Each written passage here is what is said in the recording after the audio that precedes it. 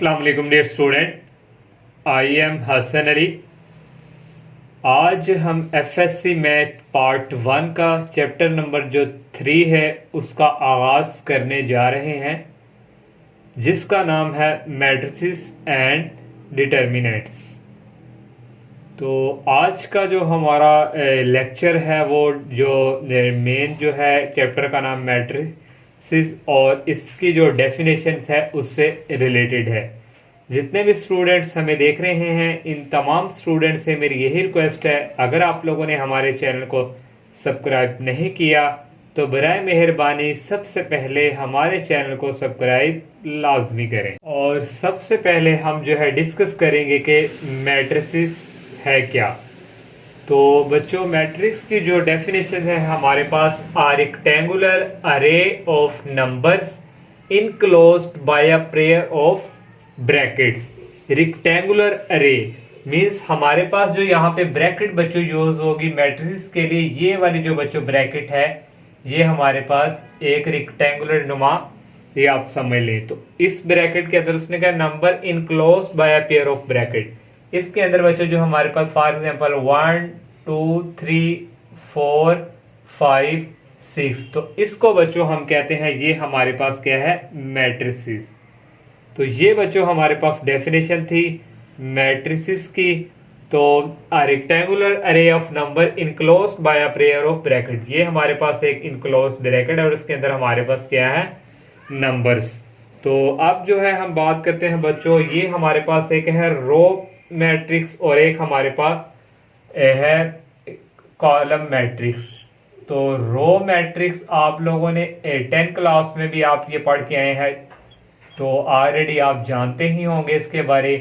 तो row matrix बच्चों उसको कहा जाता है जिसमें हमारे पास हॉरिजॉन्टल लाइंस जो होती हैं उसको हम क्या कहते हैं, रो मैट्रिक्स। तो यहां हम लिख देंगे दी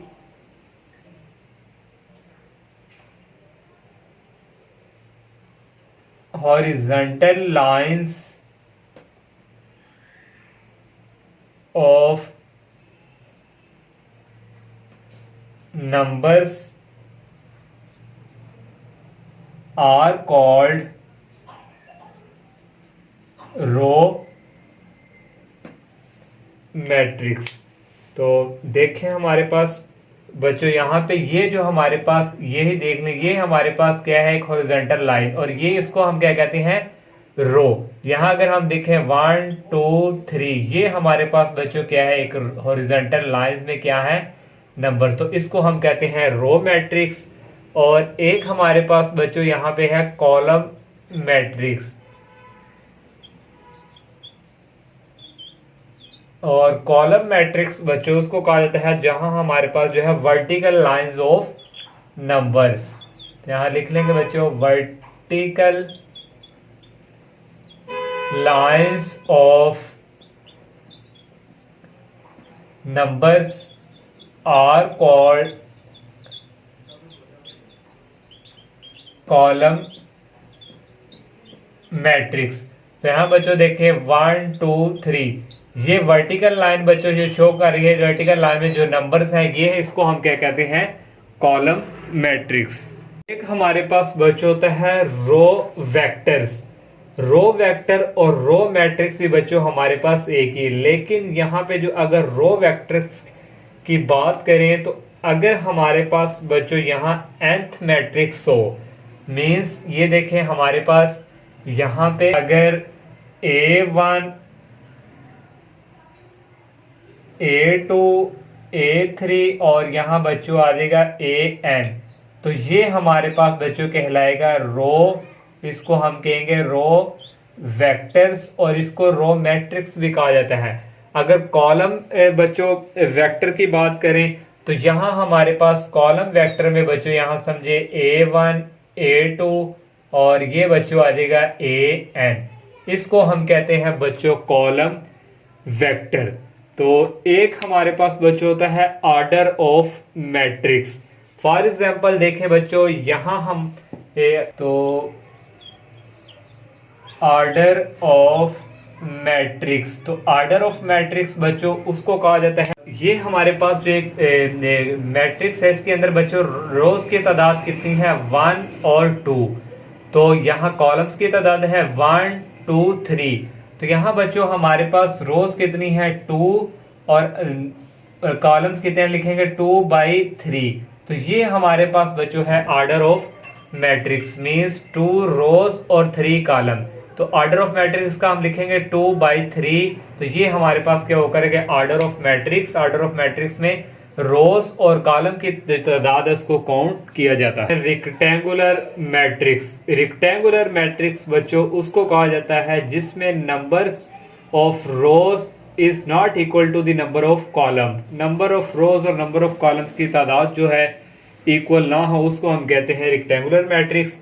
डेफिनेशन है the matrix in which the numbers of row is not equal to the number of column is said to be a rectangular matrix। अब हम कोई बच्चों एग्जांपल लेके आपको बताते हैं कि ये चेक करते हैं कि ये हमारे पास रेक्टेंगुलर मैट्रिक्स है या नहीं। हम यहाँ पे बच्चों एक लिखते हैं 1 2 3, वही ले लें 4 5 6।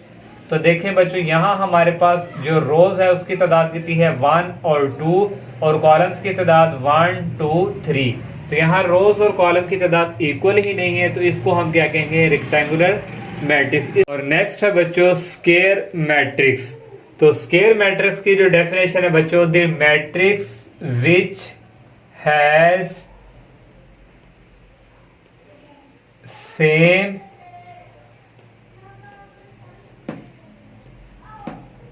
numbers of rows and columns is called a square matrix। तो बच्चों जिसमें हमारे पास रोज और कॉलम्स की तादाद जो है बच्चों वो सेम हो उसको हम कहते हैं स्क्वायर मैट्रिक्स। ये डेफिनेशन भी है the matrix which have same number of rose and column is called a square matrix. कोई एग्जांपल लेके बच्चों हम चेक करते हैं कि ये हमारे पास स्क्वायर मैट्रिक्स है या नहीं।